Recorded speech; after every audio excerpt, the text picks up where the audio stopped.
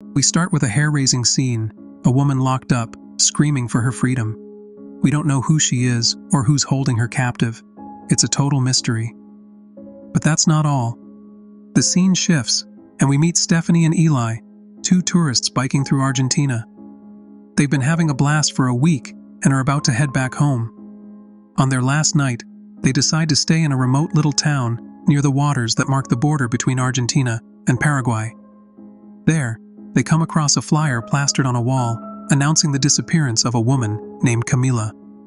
The area is rife with rumors of women vanishing without a trace. They check into a simple but cool little hotel with prices that won't break the bank. After settling in and getting dolled up in their room, they head out to experience their last night in the country at a nearby bar. While Eli dives headfirst into the party, Stephanie isn't as comfortable in the crowd, but at Eli's insistence, she tries to loosen up and starts chatting with a guy who just arrived at the bar. Eli, full of energy, urges Stephanie to talk to the mysterious guy, while she herself has already caught the eye of Chucho, a dude with curly hair who's been eyeing them up since they arrived. In no time, Eli and Chucho are deep in flirtation, leaving Stephanie feeling shy, annoyed, and out of place. The newcomer at the bar seems like a lone wolf in his own world, but things get serious when Eli disappears with Chucho. Worried, Stephanie goes out looking for her, and upon catching Eli making out with Chucho, returns to the hotel dejected. Before trying to get some sleep, Stephanie warns Eli that they need to get back to the hotel early because their bus leaves at 8 a.m. But when she wakes up at 3 a.m. and sees that Eli hasn't returned, she freaks out. She goes back to the bar, finds Eli there, and drags her back to the hotel. But then Chucho, angry at having his fun interrupted, follows them to their room and starts banging on the door like crazy. "Buzz off, go back to bed, this is none of your business. Chill out." Things calm down when a man approaches Chucho and sends him packing. Stephanie, peeking through the curtains, realizes that the mysterious man from the bar is also staying at the same hotel. It turns out that the morning started with Stephanie and Eli missing the bus because they overslept. And it wasn't just any bus, mind you, it was the only one that passed through there once a day. They tried to catch up to it by bike, but no luck, the bus was faster. So they said, "Since we're here, let's go on an adventure to a waterfall to relax." They arrived at a cool tourist spot, but were completely alone. They decided to sunbathe by the river, but between the relaxation and the tropical sun, Eli really messed up by calling Stephanie an idiot for not getting over her ex, who, to top it off, was a cheater.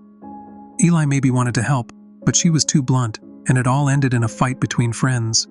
Angry, Stephanie stormed off and left Eli there alone, but later felt guilty and said, "I'm going back for Eli." Meanwhile, Eli, who felt like she was being watched, was packing her bags and sent a message to Stephanie apologizing and suggesting they meet at a cafe near the hotel. But surprise, before Eli could leave the tourist spot, someone attacked her from behind and kidnapped her. How scary! Stephanie arrived at the cafe expecting to find Eli, but nothing. There, she ran into that Michael, the same guy who had chased Chucho away from the hotel. What's the deal with that guy? Something seems fishy. Unable to find Eli at the cafe or the hotel, she said, "I'm going to call her." But nothing, as if she had vanished into thin air. So she decided to go look for her at the waterfall, and there goes Michael, following her to the tourist spot. Stephanie, already a bit suspicious, asked Michael what was up with him following her. The guy told her he just wanted to help find Eli.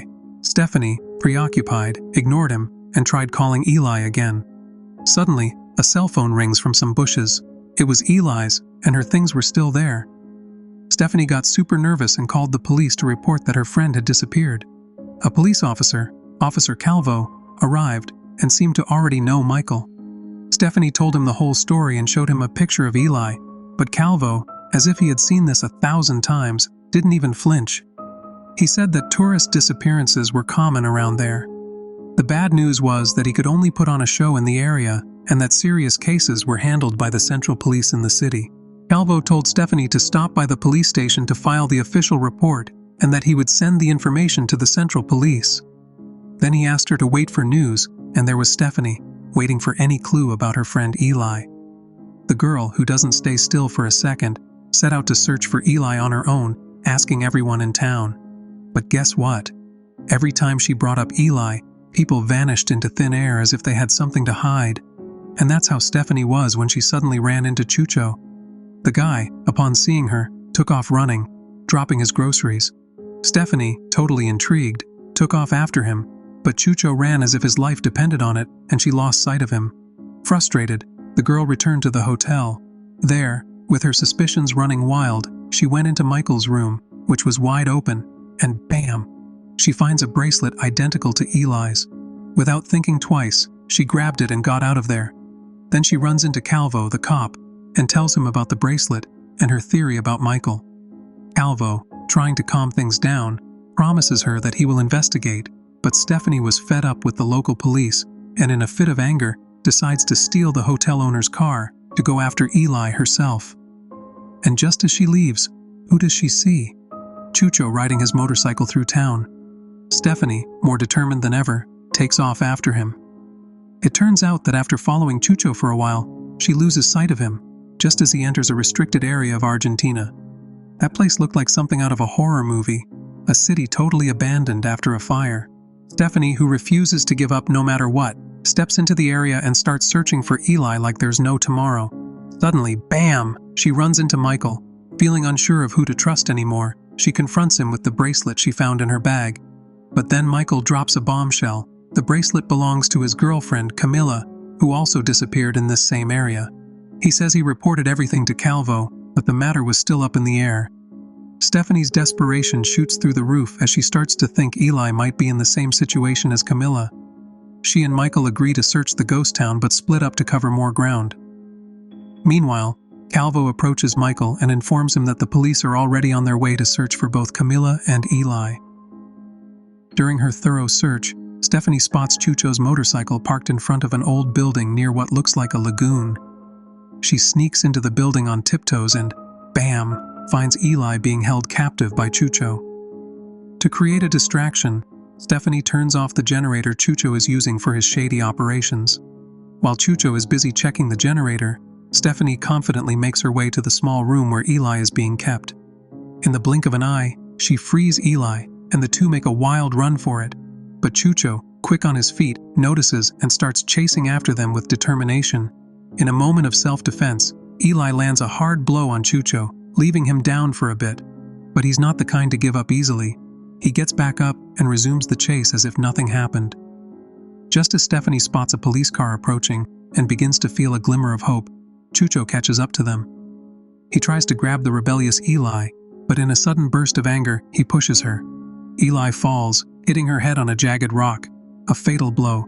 Just like that, Eli is gone. Stephanie, overwhelmed with tears, can't believe what just happened. At that moment, Officer Calvo arrives and arrests Chucho. But here's the twist.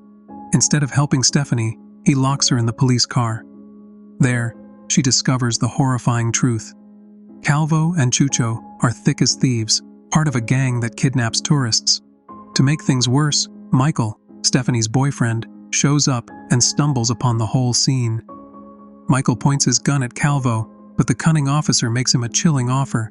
He'll trade Camilla for Stephanie. Desperate to save his girlfriend, Michael agrees, but Calvo double-crosses him and kills him on the spot. To top it all off, Calvo and Chucho take Stephanie on a boat, heading toward an unknown destination somewhere between Argentina and Paraguay. In this remote location, a man from Paraguay is waiting. This man had struck a deal with Calvo, who, as it turns out, is deeply entangled in a human trafficking network. If that wasn't enough, Calvo has the entire local town under his thumb, silencing them with threats to keep his dirty business hidden. No one dared help Stephanie during her search for Eli. But Stephanie, destined to be traded for Eli, refuses to give in. Despite being tied up, she manages to fight back against Chucho, free herself, and swim to the riverbank. However, Calvo, relentless as ever, catches her again and drags her back. He takes her to the old man from Paraguay, who had paid a hefty sum for her. Stephanie, refusing to go down without a fight, defends herself fiercely. In a desperate struggle, she manages to kill the Paraguayan man and attempts to flee once more. Exhausted and panicked, she runs to the only house in the village, seeking help. But no one dares open their doors out of fear of Calvo, a fear that's well-founded as Calvo mercilessly kills one villager who refused to assist him. Stephanie tries to hide, but Calvo finds her and drags her out. In a final desperate struggle, she fights with Calvo, causing him to drop his weapon. Seizing the moment, she turns the tables and takes him out. With unsteady steps, Stephanie walks down a street near the border between Argentina and Paraguay at dawn. Suddenly, she sees a car speeding toward her. Traumatized and fearing it might be more criminals, she grabs a rock, ready to defend herself. But as it gets closer, she realizes it's a Paraguayan police car. A female officer approaches and takes care of Stephanie, who is still shaken, crying, and overwhelmed by everything she has just been through.